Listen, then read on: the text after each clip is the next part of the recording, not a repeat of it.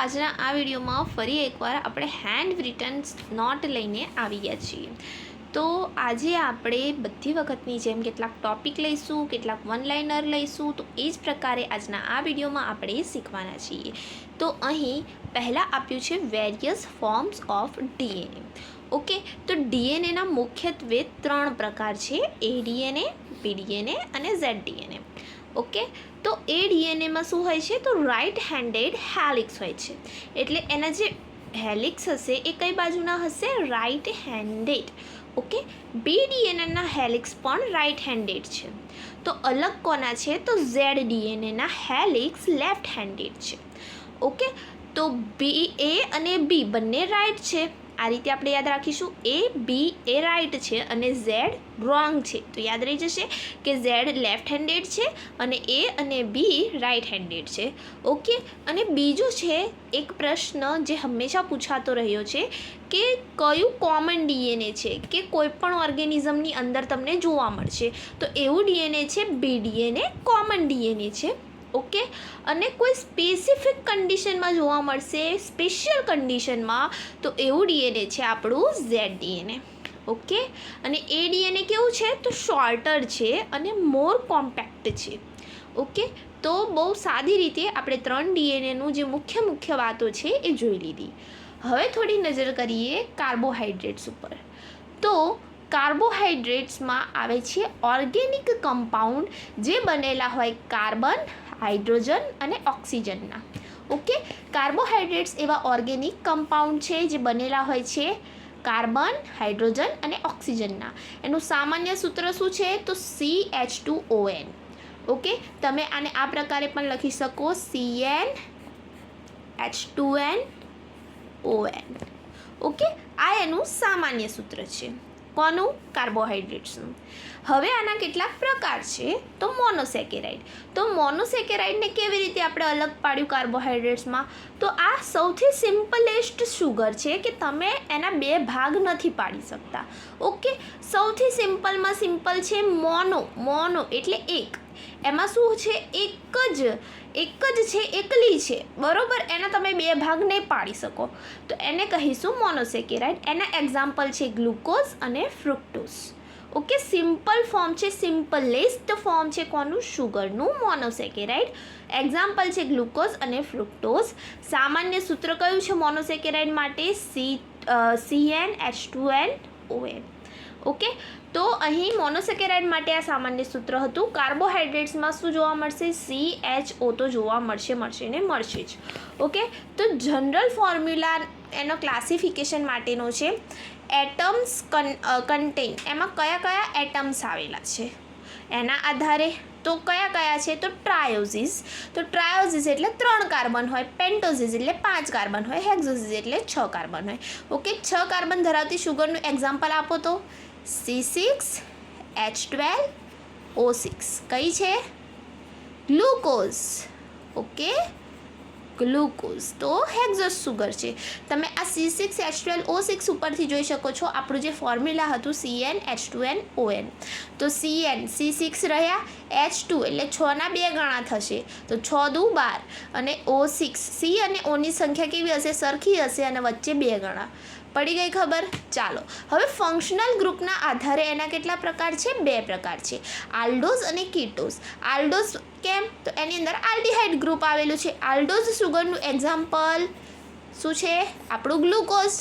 Okay, અને તો કીટોઝ શુગરનું example કયું છે? ફ્રુક્ટોઝ. ઓકે, ફ્રુક્ટોઝ એ કીટોઝ પ્રકારની શુગર છે. ઓકે, આટલે સુધી ક્લિયર. ચાલો આગળ વધીએ. હવે ડાયસેકેરાઇડ્સ. પહેલાં શું જોયું? મોનોસેકેરાઇડ. ફક્ત એક છે, એના 2 ભાગ ના થઈ શકે, સિમ્પલેસ્ટ ફોર્મ છે શુગરનું.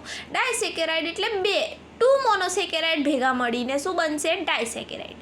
2 ભેગા કરીશું અને શું બનશે? ડાયસેકેરાઇડ. Okay, done. તો એમાં કયો બોન્ડ હશે? કયા બોન્ડ વડે 2 મોનોસેકેરાઇડ શુગર જોડાશે? તો હશે કયો બોન્ડ? ગ્લાયકોસિડિક બોન્ડ. ઓકે, યાદ રહેશે ને? ગ્લાયકોસિડિક બોન્ડ્સ. કયો બોન્ડ હશે? ગ્લાયકોસિડિક બોન્ડ. શામાં?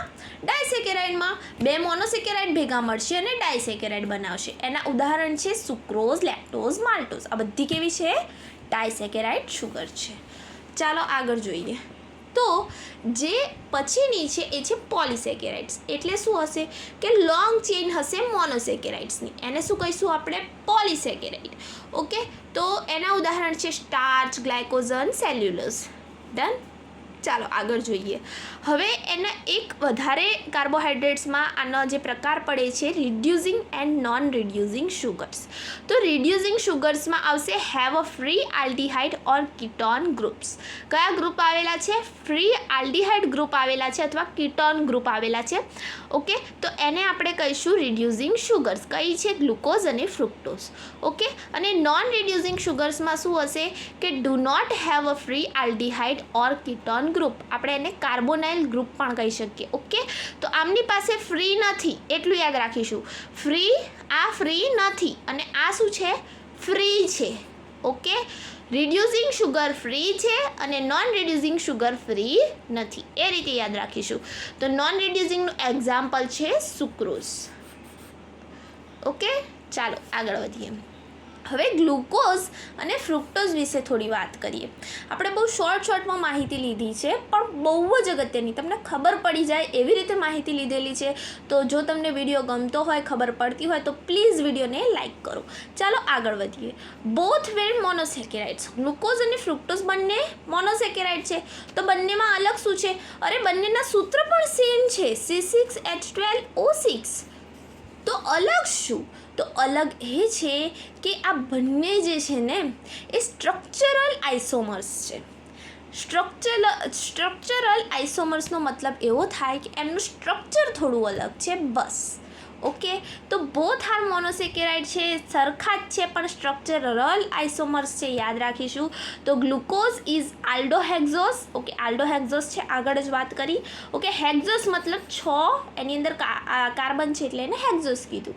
હવે meaning it has a group and 6 it has aldehyde group and 6 carbon atoms. એની પાસે આલ્ડીહાઇડ ગ્રુપ છે, ફ્રુક્ટોઝ પાસે કીટોન ગ્રુપ છે અને 6 કાર્બન છે અને કીટોહેક્ઝોસ છે.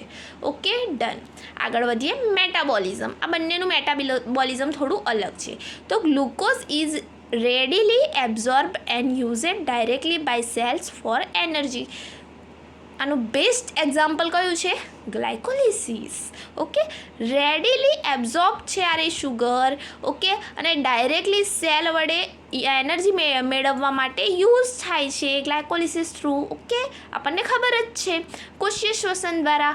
તો ફ્રુક્ટોઝમાં શું છે? તો ઇઝ પ્રિમરીલી મેટાબોલાઇઝડ. ઓકે, એન્ડ બીજું આનું ખાસ કામ એ છે કે લીવરની અંદર કન્વર્ટ થાય છે ગ્લુકોઝની અંદર. ઓકે, લીવરની અંદર ગ્લુકોઝની અંદર કન્વર્ટ થાય છે.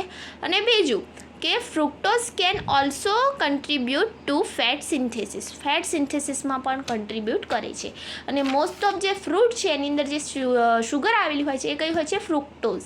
ફ્રૂટ તો ફ્રુક્ટોઝ, એવી રીતે યાદ રાખીશું. ઓકે, ચાલો આગળ વધીએ.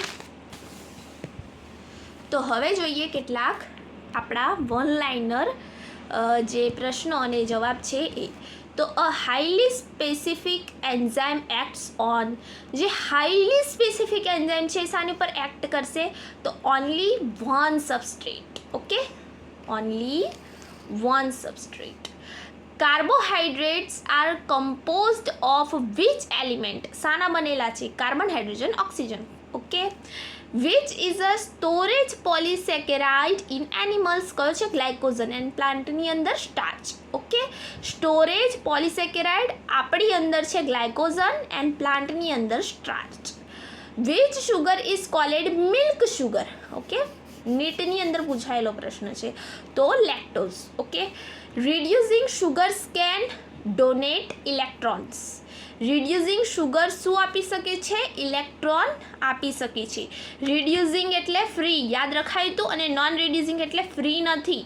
અને રિડ્યુસિંગ શુગર એ ડોનેટ કરી શકે છે ઇલેક્ટ્રોન્સને. Okay, which test detects reducing sugars. તો રિડ્યુસિંગ શુગર્સ માટે કયો ટેસ્ટ આવે છે? તો બેનેડિક્ટ્સ ટેસ્ટ. કયો ટેસ્ટ આવે છે? Benedict's test. Reducing sugars have free carbonyl group. Free છે એટલું યાદ રાખવાનું, તો ફ્રી કાર્બોનાઇલ ગ્રુપ. ઓકે, કયું ગ્રુપ છે? તો ફ્રી કાર્બોનાઇલ ગ્રુપ છે. Glucose and fructose are structural isomers. આગળ જ વાત કરી, સ્ટ્રક્ચરલ આઇસોમર્સ છે. કોણ? ગ્લુકોઝ અને fructose. Okay, which carbon in glucose is involved in cyclization? તો કયો છે? C1 carbon. સાયકલાઇઝેશન ગ્લુકોઝની અંદર થશે તો એની અંદર ઇન્વોલ્વડ કાર્બન છે C1 carbon. Okay, fructose form a furanose ring. Okay, આપણા સિલેબસની અંદર છે. તો ફ્રુક્ટોઝ એ કઈ રિંગનું ફોર્મેશન કરે છે? ફ્યુરાનોઝ રિંગ. ઓકે, આગળ વધીએ. Glucose has how many chiral carbons? તો 4. Which carbon in fructose carries the carbonyl group? તો it's C2. ઓકે, કયો કાર્બન છે? C2. Okay, done. અને જે ગ્લુકોઝ હતું એની અંદર કયો કાર્બન સાયકલાઇઝેશનમાં ઇન્વોલ્વડ હતો? તો C1 carbon. Okay, osazone formation helps in identifying. Osazone આપણા સિલેબસની અંદર છે. તો osazone formation helps in identifying sugars. શાનું આઇડેન્ટિફાઈ કરે છે? શુગર્સને. ઓકે, એમાં નીડલ શેપ આપણને મળે છે. ઓકે, જ્યારે આપણે કરાવીએ છીએ ઓસાઝોન ફોર્મેશન ત્યારે. ઓકે, તો which reagent is used in a osazone test? તો આ છે phenyl hydrazine. Okay, phenyl hydrazine. કયો reagent? Phenyl hydrazine. Done. Pyranose ring has how many members? Most MP for us. Pyranose અને Furanose બંને સિલેબસમાં છે. Pyranose ring has how many members? It's 6. Okay, કેટલા members છે? 6 members છે. અને Furanose ring has how many members? 5. Done. Glucose exists predominantly as પાયરાનોઝ. તમને પાયરાનોઝ તરીકે પ્રીડોમિનન્ટલી કોણ જોવા મળશે? Glucose. Fructose prefers. Okay, fructose prefers furanose. Furanose બનશે.